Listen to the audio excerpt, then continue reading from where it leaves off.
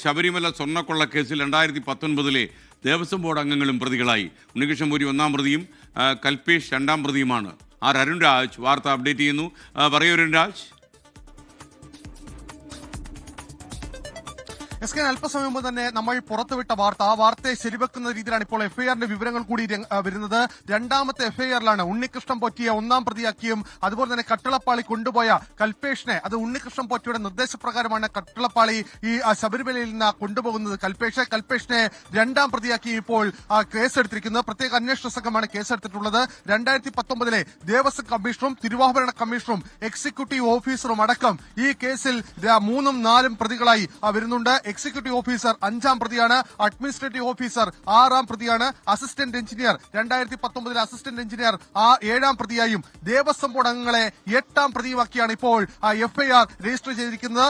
എഫ്ഐആറിൽ criminal ഗൂഢാലോചനയും അതുപോലെ തന്നെ രേഖകളിലടക്കം കൃത്രിമം കാട്ടിയും അതുപോലെ തന്നെ നിയമങ്ങളിൽ മാറ്റം വരുത്തിയും ഒരു ക്രിമിനൽ ഗൂഢാലോചന നടത്തിയെന്ന് വളരെ വ്യക്തമായി തന്നെ രേഖപ്പെടുത്തുന്നതാണ് എഫ്ഐആർ. എഫ്ഐആറിന്റെ വിവരങ്ങൾ പുറത്തു വരുമ്പോൾ ഏറ്റവും പ്രധാനം 2019 ദേവസ്വം ബോർഡ് അംഗങ്ങൾ ഈ കേസിലെ പ്രതിപ്പട്ടികയിലേക്ക് എത്തും എന്നുള്ളതാണ്. നേരത്തെ ദേവസ്വം ആക്ട് പ്രകാരം ഈ ദേവസ്വം ബോർഡ് അംഗങ്ങൾക്ക് ഈ കേസിൽ നിന്ന് മാറി നിൽക്കാൻ കഴിയില്ല എന്ന് നമ്മൾ നേരത്തെ വ്യക്തമാക്കിയതാണ്. അത് SIT ടീമിന്റെ നിഗമനമായിരുന്നു. ഈ നിഗമനത്തിന്റെ അടിസ്ഥാനത്തിലാണ് ഇന്നലെ രജിസ്റ്റർ ചെയ്ത 2 എഫ്ഐആറിൽ രണ്ടാമത്തെ എഫ്ഐആറിൽ ഇപ്പോൾ ദേവസ്വം ബോർഡ് അംഗങ്ങളെ പ്രതിയാക്കി ഇപ്പോൾ പോലീസ് കേസെടുത്തിട്ടുള്ളത്. പ്രത്യേക അന്വേഷണ സംഘം കേസെടുത്തിട്ടുള്ളത്. ഒന്നാം പ്രതിയായ ഉണ്ണികൃഷ്ണൻ പോറ്റിയെ ഉടൻ തന്നെ ചോദ്യം ചെയ്യാനുള്ള നീക്കത്തിലേക്കും ഇപ്പോൾ SIT ടീം കടക്കുകയാണ്. കാരണം ഉണ്ണികൃഷ്ണൻ പോറ്റി ഈ കേസുമായി ബന്ധപ്പെട്ട് ദേവസ്വം ബോർഡ് അംഗങ്ങളുമായോ ഉദ്യോഗസ്ഥരുമായോ ഏതെങ്കിലും തരത്തിൽ ഗൂഢാലോചന അടക്കം നടത്തിയിട്ടുണ്ടോ എന്ന കാര്യമാണ് ഇനി SIT ടീം പരിശോധിക്കുന്നത്. കാരണം ഈ കേസിൽ ഹൈക്കോടതിയുടെ അടക്കം പ്രത്യേക നിരീക്ഷണമുള്ളതിനാൽ കൂടുതൽ ജാഗ്രതയോടെ തന്നെ അന്വേഷണം പോകണം, വേഗത്തിൽ അന്വേഷണം പോകണം എന്നുള്ളതാണ് സംസ്ഥാന പോലീസ് മേധാവി ഈ SIT ടീമിന് നൽകിയിരിക്കുന്ന നിർദ്ദേശം. ഇതിൽ ഏറ്റവും പ്രധാനമായി ഇപ്പോൾ എത്തുന്നത് SKN. കാരണം കഴിഞ്ഞ ദിവസങ്ങളിൽ ഉണ്ണികൃഷ്ണൻ പോറ്റി മാത്രമായും അല്ലെങ്കിൽ ഉദ്യോഗസ്ഥരെ മാത്രമായും വിജിലൻസിന്റെ അന്വേഷണ റിപ്പോർട്ട്, ഈ ദേവസ്വം വിജിലൻസ് അന്വേഷണ റിപ്പോർട്ട് കോടതിക്ക് കൈമാറിയിരുന്നു. പക്ഷേ അവിടെ ഒതുങ്ങില്ല. അതിനപ്പുറം ഈ ദേവസ്വം ബോർഡ് അംഗങ്ങൾ കൂടി ഈ കേസിലേക്ക് പ്രതിപ്പട്ടികയിലേക്ക് എത്തും എന്ന് തെളിയിക്കുന്നതാണ്. അതിന്റെ സാഹചര്യം എന്ത് എന്ന് ചോദിച്ചാൽ ദേവസ്വം ബോർഡ് ആക്ട് പ്രകാരം ദേവസ്വം ബോർഡ് അംഗങ്ങൾ കൂടി അറിഞ്ഞുകൊണ്ട് മാത്രമേ ഇത്തരത്തിലൊരു ഉത്തരവ് സെക്രട്ടറിക്ക് ഇറക്കാൻ കഴിയൂ. ആ സെക്രട്ടറിയുടെ ഉത്തരവനുസരിച്ച് ശബരിമലയിൽ നിന്ന് സ്വർണ്ണ പാളികൾ അതുപോലെ തന്നെ കട്ടളകളടക്കം കൊണ്ടുപോയിട്ടുണ്ട്. ഇതിൽ കൃത്യമായ ഒരു ഗൂഢാലോചന, ഒരു ക്രിമിനൽ ഗൂഢാലോചന ഇക്കാര്യത്തിൽ നടന്നു. അതൊരു സംഘത്തിന്റെ ഗൂഢാലോചനയാണ് എന്നുകൂടിയാണ് എഫ്ഐആറിൽ കൃത്യമായി ഇപ്പോൾ ഈ പ്രത്യേക അന്വേഷണ സംഘം വിലയിരുത്തുന്നത്. ഇതിന്റെ അടിസ്ഥാനത്തിലാണ് ഇപ്പോൾ നീക്കം നടത്തുക. ഒരുപക്ഷെ അറസ്റ്റ് അടക്കമുള്ള നടപടിയിലേക്ക് ഇനി പ്രത്യേക സംഘം കടക്കുമോ എന്ന കാര്യത്തിൽ കൂടി ഇനി അറിയേണ്ടിയിരിക്കുന്നു. വരും മണിക്കൂറിൽ SIT ടീമിന്റെ പ്രവർത്തനം ഇനി എങ്ങനെയാകും? അത് ഇന്ന് രാവിലെ വീണ്ടും കൂടിയാലോചനകളുണ്ട്. ഇതിനുശേഷമായിരിക്കും ഉണ്ണികൃഷ്ണൻ പോറ്റി ആദ്യം ചോദ്യം ചെയ്യും, തുടർന്ന് അറസ്റ്റ് രേഖപ്പെടുത്തിയേക്കും എന്നുള്ള സൂചനയാണ് ലഭിക്കുന്നത്. അതിനുശേഷമായിരിക്കും തുടർ നീക്കങ്ങളിലേക്ക് SIT കടക്കുക. ഏതായാലും 2019 ദേവസ്വം ബോർഡ് അംഗങ്ങൾ കൂടി എഫ്ഐആറിലെ രണ്ടാമത്തെ എഫ്ഐആറിൽ പ്രതിപ്പട്ടികയിലേക്ക് എത്തുന്നു എന്ന സുപ്രധാനമായ വാർത്തയാണ് ഇപ്പോൾ പുറത്തുവരുന്നത്. അരുൺ രാജ്, യഥാർത്ഥത്തിൽ ഈ അയ്യപ്പന്റെ സ്വർണം അടിച്ചു മാറ്റിയെന്ന പുറത്ത് വാർത്ത വരാൻ തുടങ്ങിയപ്പോൾ മുതൽ നമ്മുടെ സാധാരണ പ്രേക്ഷകർ വരെ ചോദിക്കുന്നുണ്ടായിരുന്നു, ഇതിൽ ദേവസ്വം ബോർഡൊക്കെ അറിയാതെ ഇതൊക്കെ ചെയ്യാൻ കഴിയുമോ? അന്നത്തെ ഇരുന്ന ദേവസ്വം ബോർഡ് ഭരണസമിതി അംഗങ്ങൾക്ക് ഇതിൽ ഉത്തരവാദിത്വമില്ലേ എന്നൊക്കെ ചോദിക്കുന്നു. അവരുടെ സംശയങ്ങളൊക്കെ ന്യായമാണ് എന്ന് അന്വേഷണ സംഘം പ്രാഥമികമായി കണ്ടെത്തിയെന്നാണോ നമുക്ക് മനസ്സിലാക്കാൻ കഴിയുന്നത്?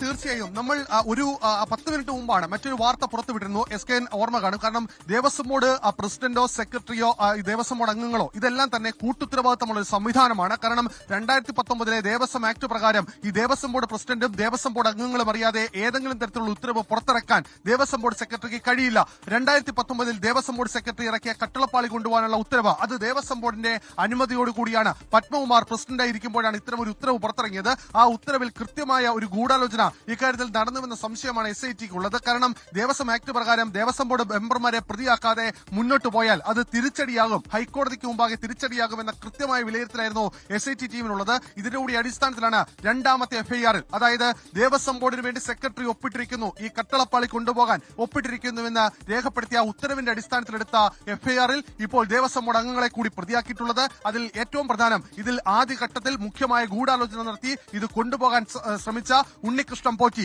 ഒന്നാം പ്രതിയായി ഉണ്ണികൃഷ്ണൻ പോറ്റിയെ കൊണ്ടുവരുന്നു. ഉണ്ണികൃഷ്ണൻ പോറ്റിയുടെ നിർദ്ദേശാനുസരണം ഈ ശബരിമലയിൽ നിന്ന് സ്വർണ്ണപ്പാളി കടത്തി കൊണ്ടുപോയ ഈ കൽപേഷാണ് രണ്ടാം പ്രതിയായി എത്തുന്നത്. മൂന്നാം പ്രതിയായി ദേവസ്വം ബോർഡ് കമ്മീഷണറാണ് ശബരിമലയിൽ. സ്വാഭാവികമായും നമുക്കറിയാം ശബരിമലയിലെ പരമാധികാരമുള്ള ഒരു ഉദ്യോഗസ്ഥനാണ്. അദ്ദേഹത്തെ മൂന്നാം പ്രതിയാക്കിയാണ് ഇപ്പോൾ കേസെടുത്തിട്ടുള്ളത്. 2019 ദേവസ്വം കമ്മീഷണറെ മൂന്നാം പ്രതിയാക്കി കേസെടുത്തിട്ടുണ്ട്. തിരുവാഭരണ കമ്മീഷണർ ശബരിമലയിൽ ഏതെങ്കിലും തരത്തിൽ ശബരിമലയുടെ സ്വത്തിന്റെയോ ദേവസ്വം സ്വത്തിന്റെയോ പരമാധികാരം അതിന്റെ എല്ലാ രീതിയിലുള്ള അധികാരവും ഉള്ളത് തിരുവാഭരണ കമ്മീഷണർക്കാണ്. ഏതെങ്കിലും സാധനങ്ങൾ കൊണ്ടുപോകുമ്പോഴോ കൊണ്ടുവരുമ്പോഴോ തിരുവാഭരണ കമ്മീഷണറുടെ സാന്നിധ്യത്തിൽ പരിശോധിച്ച് ഉറപ്പുവരുത്തണമെന്നാണ് ചട്ടം. പക്ഷേ ഈ കട്ടിളപ്പാളി കൊണ്ടുപോയ ഘട്ടത്തിൽ തിരുവാഭരണ കമ്മീഷണറുടെ ഭാഗത്തുനിന്ന് അത്തരമൊരു നീക്കമുണ്ടായില്ല. അലംഭാവം തുടക്കം മുതൽ ഉണ്ടായിരുന്നു എന്ന് നേരത്തെ തന്നെ കണ്ടെത്തിയതാണ്. ഇതിനുകൂടി അടിസ്ഥാനത്തിലാണ് ഈ തിരുവാഭരണ കമ്മീഷണറെ കൂടി പ്രതിപട്ടികയിലേക്ക് കൊണ്ടുവരുന്നത്. എക്സിക്യൂട്ടീവ് ഓഫീസറെയാണ് അഞ്ചാം പ്രതിയായി കൊണ്ടുവരുന്നത്. കാരണം ഈ 3 പേർ അറിയാതെ ഇതെങ്ങനെയാണ് പുറത്തേക്ക് പോയത്, അത് ഉദ്യോഗസ്ഥലത്തിലെ വലിയ വീഴ്ചയാണ്. അങ്ങനെ ഉണ്ടായിട്ടുണ്ടെങ്കിൽ അറിയാതെയാണ് പോയതെങ്കിൽ അത് വീഴ്ചയായും, അറിഞ്ഞുകൊണ്ടാണ് പോയതെങ്കിൽ അത് വലിയ ഗൂഢാലോചനയായും SIT ടീം വിലയിരുത്തുന്നു. മറ്റൊന്ന് അഡ്മിനിസ്ട്രേറ്റീവ് ഓഫീസറും അസിസ്റ്റന്റ് എഞ്ചിനീയറുമാണ്. അവരെ 6ഉം 7ഉം പ്രതിയാക്കി കേസെടുക്കുമ്പോൾ 8ാം പ്രതിയായി ദേവസ്വം ബോർഡ് മെമ്പർമാരെ കൂടി ഉൾപ്പെടുത്തുകയാണ്. അതിൽ ഏറെ നിർണായകം SKN ദേവസ്വം വിജിലൻസ് അന്വേഷിച്ച കേസായിരുന്നു. ദേവസ്വം വിജിലൻസിന്റെ അന്വേഷണത്തിൽ ഉദ്യോഗസ്ഥരും ഉണ്ണികൃഷ്ണൻ പോറ്റി മാത്രമാണ് പ്രതിപട്ടികയിൽ ഉണ്ടായിരുന്നതെങ്കിൽ ഒരു പടി കൂടി കടന്ന് 2019 ദേവസ്വം ബോർഡ് മെമ്പർമാരെ കൂടി ഈ കേസിന്റെ പ്രതിപട്ടികയിലേക്ക് കൊണ്ടുവന്ന് ഈ കേസിന്റെ വ്യാപ്തി അത് വളരെ വലുതാണ് എന്നുകൂടി ഇപ്പോൾ SIT ടീം മനസ്സിലാക്കിക്കൊണ്ടാണ് അത് ആ നീക്കത്തിലേക്ക് കടന്നിരിക്കുന്നത്. കാരണം ഒരു കൂട്ടുത്തരവാദിത്തത്തോടെയാണ് ശബരിമലയിലെ സ്വർണ്ണ മോഷണം നടന്നിട്ടുള്ളത്. അതിൽ ആർക്കും പിന്നോട്ട് പോകാൻ കഴിയില്ല എന്നുള്ളതാണ് SITയുടെ വിലയിരുത്തൽ. എന്തായാലും SIT ടീം ഇന്നലെ വിശദമായ യോഗം ചേർന്നിരുന്നു. ഇതിന്റെ അടിസ്ഥാനത്തിലാണ് ഇന്നലെ 5 മണിയോടെയാണ് ഈ FIR തയ്യാറാക്കുന്നത്. 5 മണിയോടെ ഇട്ട FIRൽ പോലീസ് മേധാവി അടക്കമുള്ളവരെ നിരീക്ഷണവും അതുപോലെ തന്നെ അവരുടെ അറിവും നിർദ്ദേശവും അനുസരിച്ചാണ് ഇതുമായി ബന്ധപ്പെട്ട നീക്കങ്ങളിലേക്ക് പിന്നീട് കടന്നത്. ഇന്നോ നാളെയോ ഉണ്ണികൃഷ്ണൻ പോറ്റിയെ വിളിച്ചു വരുത്തി ചോദ്യം ചെയ്യും. ഒരുപക്ഷെ സഹകരിച്ചില്ലെങ്കിൽ അടുത്ത നടപടി എന്ന രീതിയിൽ അറസ്റ്റ് അടക്കമുള്ള കാര്യങ്ങളിലേക്ക് പോകാനാണ് നിലവിൽ SIT ടീമിന്റെ തീരുമാനം. ദേവസ്വം ബോർഡ് അംഗങ്ങളെ 2019 ദേവസ്വം ബോർഡ് അംഗങ്ങളെ ചോദ്യം ചെയ്യാനുള്ള തീരുമാനം വളരെ നിർണായകമാണ്. ഒരുപക്ഷെ അത് ഈ ആഴ്ച തന്നെ ഉണ്ടാകും എന്നുള്ളതാണ് SITയിൽ നിന്ന് അവസാനമായി ലഭിക്കുന്ന വിവരം. വിവരങ്ങൾ നൽകി അരുൺ. ലോകത്തെവിടെയായാലും ഏത് സമയത്തും 24 വാർത്തകളും ഓഗ്മെന്റഡ് റിയാലിറ്റി പാക്കേജുകളും എക്സ്പ്ലെയിനറുകളും വിശദമായി കാണാൻ ഞങ്ങളുടെ യൂട്യൂബ് ചാനൽ നിങ്ങൾക്ക് സബ്സ്ക്രൈബ് ചെയ്യാം.